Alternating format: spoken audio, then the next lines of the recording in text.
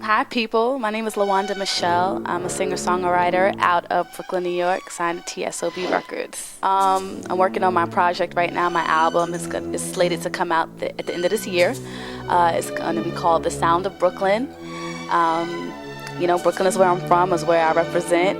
My home, it's where I gained all my experiences for all the songs that I write. I wrote all the songs that's going to be on the album.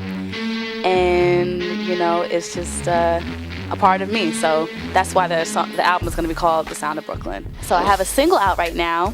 It's called Classifieds. It's available everywhere right now online. We have digital distribution with Federal, Universal. So a lot of good things are happening. A lot of DJs are playing the song, showing it a lot of love. I appreciate that. I just came back from the Core DJs weekend retreat where I performed.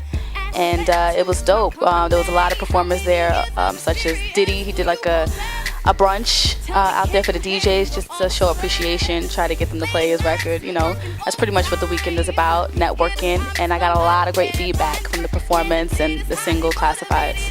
Well, Classifieds is just, you know, it's that song that represents what you want in the opposite sex, in a mate. You know what I mean? So I wrote it just so people could know that I have standards, you know what I mean? You know, we should all have standards. We should all want the best for ourselves. So it's basically a song just describing the qualifications and requirements that a dude has to possess to be with me, you know? So it's cute, you know what I mean? It's not too serious or nothing crazy. I'm not saying, you know, you need to have $1 million and you need to be driving a Bentley or whatever to be with me. But as females, you know, and as men too, we gotta have standards for the things that we want, you know, in a male or a female. So that's what the song is about. It's clever. I mean, I've been singing since I was a little kid. I'm not gonna sit here and say I've been singing since I was 2, like some people say, but I guess I started singing around 7 or 8. You know, I was singing around the house. My dad started hearing me like, oh, sing that again. You know, he started hearing something in my voice, and around age 13 is when I was really shy, so I got out of the shyness around 13, and I did like my first little school play. I played Dorothy and the Wiz, and from then on, you know, I got such great feedback. You know, people was like, oh, you know, you really have talent, that I started thinking about, you know, maybe I could do this as a career, you know. So, you know, I developed my skills. I listened to a lot of Aretha Franklin growing up. My idol was pretty much Aretha and Whitney Houston. Like those two singers, I used to sit and listen to them and try to emulate their riffs and how they sang, and they were a huge influence on me. So that's pretty much how I got started, just singing around the house, you know. Well, number one, there's nobody really representing Brooklyn on a female R&B tip, such as myself. Also, I like to sing over hip-hop tracks, so I call my music hip-hop in a skirt. You know, street and sweet, you know what I mean? I like to put nice soft melodies or a soft voice over a hard track. I like the contrast, you know what I mean, of something hard and soft. So that's pretty much my style. And then, of course, you know, growing up listening to Aretha Franklin and Whitney and a lot of Motown, like I listened to a lot of Sam Cooke, Benny King, Otis Redding. So my voice is like, it has like a soul to it, soul music, you know what I mean, soul sound to it. So it's kind of a mixture of like soul music with hip hop and some R&B in there. So that's pretty much my style wrapped up in one. Yeah, I went to Baruch College for music business. I decided that I should go learn the business of the music if I want to really do this as a career.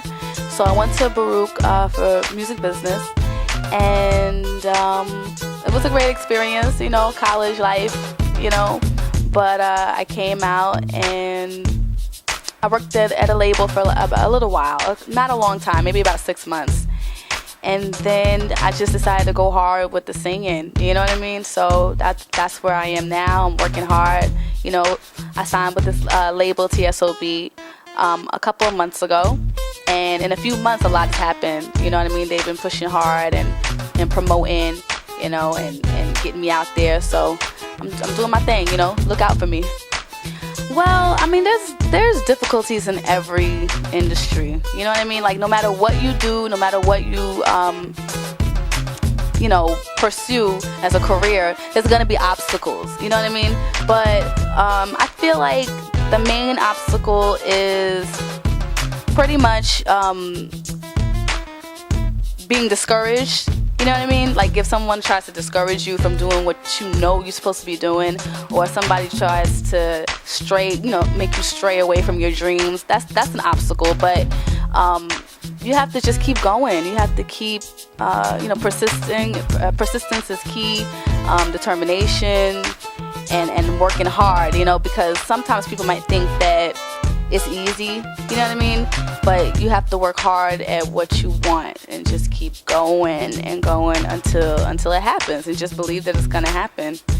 Another drawback I feel is being a female in this industry, because you meet a lot of people who they claim they want to do things for you, they want to help you out, but they really just want to help themselves out, if you know what I mean. So as a female, I would give advice to all the female artists to just be real business about, be about your business. Don't really smile too much in people's face. Don't give the wrong impression. Don't mix business with pleasure, basically. You just be about your business, be focused, because people respect that when you're serious about your craft and serious about your business. Well, yeah, I'm actually a licensed hairstylist. In the mix of all the college and all that, I also got my cosmetology license. So I'm pretty skilled at doing some hair. Also, I do a little bit of acting. In college, I was in a couple of musicals.